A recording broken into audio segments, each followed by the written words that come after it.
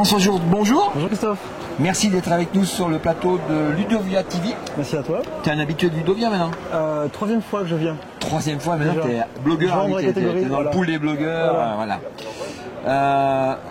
On voulait parler dans l'enseignement. Tu voulais parler des 4C dans l'enseignement, tu as des choses à dire? Je voulais parler des 4C parce que je voulais parler de l'apprentissage authentique. De l'apprentissage authentique, du vrai apprentissage qui reste après la formation. Voilà. Alors, apprentissage authentique parce que je pense qu'on peut, enfin je pense que c'est pas le seul, on peut distinguer trois approches de l'apprentissage de la part de nos élèves. Oui.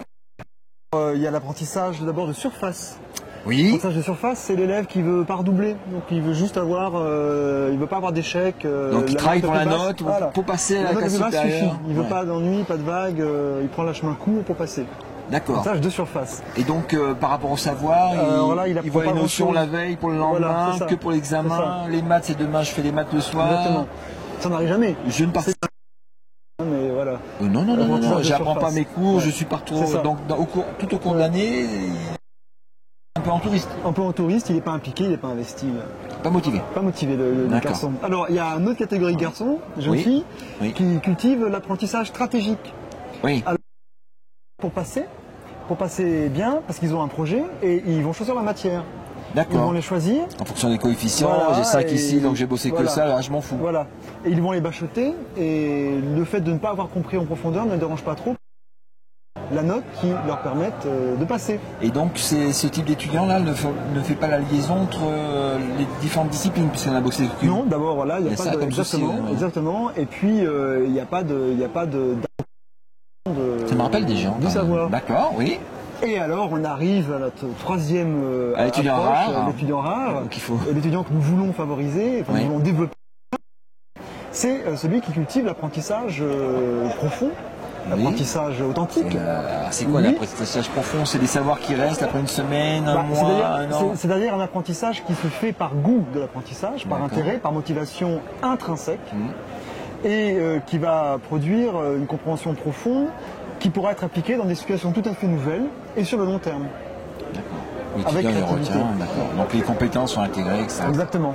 Alors on peut se demander comment on fait pour développer l'apprentissage. Ah bah tiens, on peut se demander comment on fait pour développer l'apprentissage profond. Est-ce qu'il y a une méthode? Est-ce qu'il y a des astuces? Alors, il y a une façon de faire? Il y a en tout cas une posture enseignante, clairement. Enfin, c'est pas nouveau, c'est la pédagogie. Posture-là qui permet d'arriver à ça. C'est de la pédagogie active, c'est développer des situations d'apprentissage qui favorisent cette mise en apprentissage profond. C'est mettre les étudiants derrière le volant, vraiment. C'est pas les mettre dans le siège du passager à côté. Le discours des pédagogues, c'est au centre du dispositif. Voilà. Derrière le volant. Voilà. Derrière le volant. Et parce que la passivité qui est très présente dans les classes, tout le monde est complice. L'enseignant il dit bon j'ai un programme énorme, il faut que ça passe, j'ai pas le temps.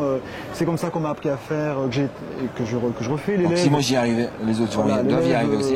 Souvent finalement ça fait pas de vague, il est tranquille au fond de la classe. Il est en mode magnétoscope. Voilà. Et donc il y a une complicité commune dans cette passivité. Et d'ailleurs la technologie est souvent complice de ce crime de passivité quand elle est utilisée de façon uniquement transmissive. Ouais. Mais elle peut être utilisée de façon active si on met l'élève derrière le volant, on accepte que ce soit un petit peu désordonné, qu'il ne touche pas bien les pédales au début, etc. Et on l'accompagne là-dedans. Et il va à ce moment-là être coproducteur évidemment des matériaux. Donc tu as un petit cadre conceptuel pour nous guider un peu là-dessus? Non, c'est la métaphore du volant et l'effet Ikea peut-être. L'effet Ikea. Alors l'effet Ikea c'est que... on n'arrive pas à monter les tables. Non, alors il y a l'effet Ikea, c'est que c'est un peu... D'abord on va y aller sans mode d'emploi, mais comme ça on apprend de ses erreurs. Non, surtout c'est l'idée qu'on s'approprie quand même assez bien ce dans quoi on a mis les mains. Ce qu'on a manipulé soi-même, donc il faut faire manipuler quoi, c'est ça l'idée. Faisons manipuler. Les concepts, les notions, les savoirs. Alors le petit cadre aussi quand même, le petit mémo, c'est les 4C. Voilà, les 4C. Alors les 4C, c'est une façon de se rappeler et de s'interroger sur ce qu'on fait en classe. Alors il y avait les 4 mousquetaires. Non, c'est pas les 3 mousquetaires. Maintenant il y a des 4C. Il y a des 4C en tout cas. Donc c'est te dire, voilà, quand je fais une activité pédagogique, est-ce que j'active chacun de ces 4C? Qui sont... C'est pas une méthode, c'est plutôt un cadrage pédagogique. Un cadrage pédagogique. Alors les 4C, alors Épicure parlait du tétrapharmacum, le quadruple remède. qu'il fallait toujours avoir en tête, 4 petites phrases dont il fallait se souvenir et qu'on pouvait mettre dans sa poche. Ouais. Voilà, hein, c'est le petit pense-bête. Alors le 4C, le tétrapharmacone, le quadruple remède pédagogique, c'est de se demander, est-ce que j'active de la créativité de la part de mes élèves?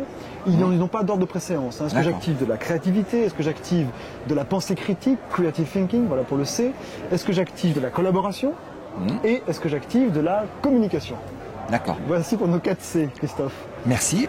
Merci pour cette introduction. Donc on va aller voir dans le détail un peu ces 4C.